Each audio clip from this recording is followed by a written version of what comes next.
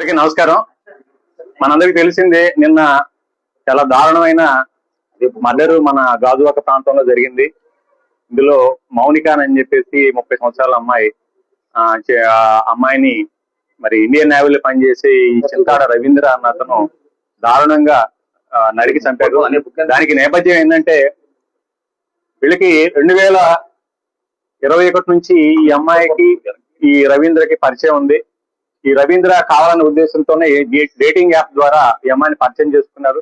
పరిచయం చేసుకుని 2021 నుంచి కూడా ఈ రిలేషన్షిప్ కంటిన్యూ అవుతా ఉంది. 2024 ఇతనికి పెళ్లి అయింది. పెళ్లి అయినప్పటికీ కూడా ఈ అమ్మాయితో మరి రిలేషన్షిప్ కంటిన్యూ చేశారు. మరి ఈ మధ్య ఆవిడ అతని వైఫ్ ప్రెగ్నెంట్ అవడం వలన డెలివరీ కోసంగా పుట్టింటికి వెళ్ళింది. ఆ నేపథ్యంలో ఇంకా అతను అమ్మాయిని పిలిపించుకోవడం, ఒక రిలేషన్ కంటిన్యూ చేయడం జరిగింది. అయితే వీళ్ళిద్దరి మధ్య చిన్న గొడవలు స్టార్ట్ అయినాయి. ఆ గొడవల్లో ఆ అమ్మాయిని ఏదో రకంగా చంపేయాలన్న ఉద్దేశంతో అతను నిర్ణయించుకున్నాడు. నిన్న ఆ ఉద్దేశంతోనే నిన్న అతను అమ్మాయిని ఇంటికి పిలిపించుకున్నాడు. అవి మన ఎల్వి నగర్ లో, గాజువాక ఎల్వి నగర్ లో కీర్తి ఎన్క్లేవ్ ఫ్లాట్ నంబర్ 102 దాంట్లో ఇతను ఉంటాడు. అతను ఒంటరిగా ఉంటున్నాడు ఇప్పుడు ప్రెసిడెంట్. అమ్మాయిని పిలిపించుకొని పథకం ప్రకారంగా అమ్మాయితో గొడవ పెట్టుకొని అమ్మాయిని గొంతు పిసికేసాడు. అంటే చెప్పిన ప్రకారం ఏంటంటే ముక్కు నోరు మూసేసి సఫకేషన్ చేసి చంపేశాడు. చంపేసిన తర్వాత అతను ఈ డెడ్ బాడీని ఏ విధంగా డిస్పోజ్ చేయాలో అర్థం కాక దాన్ని కావాలనే ఉద్దేశంతో అతను ఒక కత్తి తీసుకొని ఆ బాడీని 3 ముక్కలు చేశాడు అనమాట. గొంతు, తల, చేతులు, మొండి అన్ని కూడా సెపరేట్ చేశాడు. సెపరేట్ చేసేసి కాళ్ళన్నీ కూడాను ఒక సూట్ కేసులో ప్యాక్ చేశాడు. అదేవిధంగా మొండి భాగం ఫ్రిడ్జ్ లో పెట్టాడు. ఈ తల, చేతుల్ని మరి అంటే 1 by 1 డిస్పోజ్ చేయాలన్న ఉద్దేశం అతని ఉద్దేశం.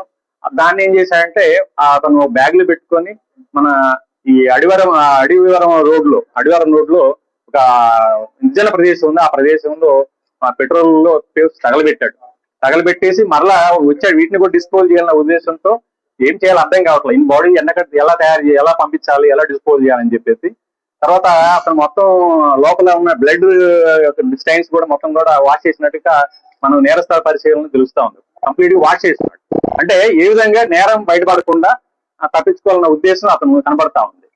తర్వాత ఇప్పుడు ఈ డెడ్ బాడీస్ లో ఉన్న ఈ భాగాలు ఎలా డిస్పోజ్ చేయలేక అతనికి దిక్కు తెలియలేదు. ఈయన ఏం చేయాలో అర్థం కాక అతను పోలీస్ స్టేషన్ కి వచ్చి సరెండర్ అవ్వడంగా తెలుస్తా ఉంది.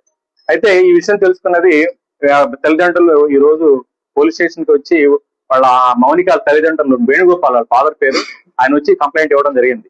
ఈ ఫాదర్ వచ్చేసి ఈ మన చిన్న కాంట్రాక్ట్ టీచర్ గా పనిచేస్తారండి పెందుర్తిలో. అందరూ కూడా టీచర్ ఫ్యామిలీ అనమాట. మదర్ ఫ్యామిలీ టీచర్ పనిచేస్తాడు. అయితే ఈ అమ్మాయి డిసీజ్డ్ ఈ మౌనిక ఈ ఇంటర్ వరకు చదువుకుంది. పంజాబ్ నేషనల్ బ్యాంక్ లో ఏదో ఆఫీస్ సబార్డినేట్ గా పనిచేస్తుంది. అంటే కాంట్రాక్ట్ బేసిస్ టెంపరీగా పనిచేస్తూ తర్వాత అప్పుడప్పుడు ఖాళీ సమయంలో ఈవిడ ఈ మ్యారేజ్ ఈవెంట్ కూడా అటెండ్ అవుతా ఉంటుంది అనమాట.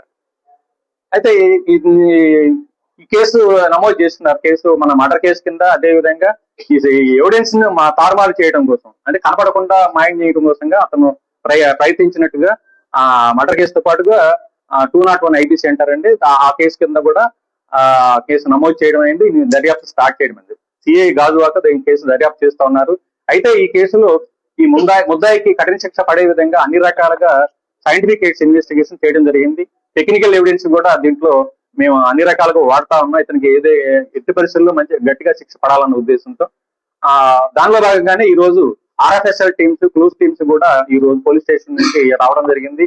సీన్ ఆఫ్ అఫెన్స్, అదేవిధంగా ఎక్కడైతే ఈ బాడీని డిస్పోజ్ చేయడం ప్రయత్నం చేశాడో, ఎక్కడైతే ఈ తల మొండాన్ని కూడా అక్కడ ఆ చేతులను తగలబెట్టారో ఆ ప్రదేశం కూడా విజిట్ చేయడం జరిగింది.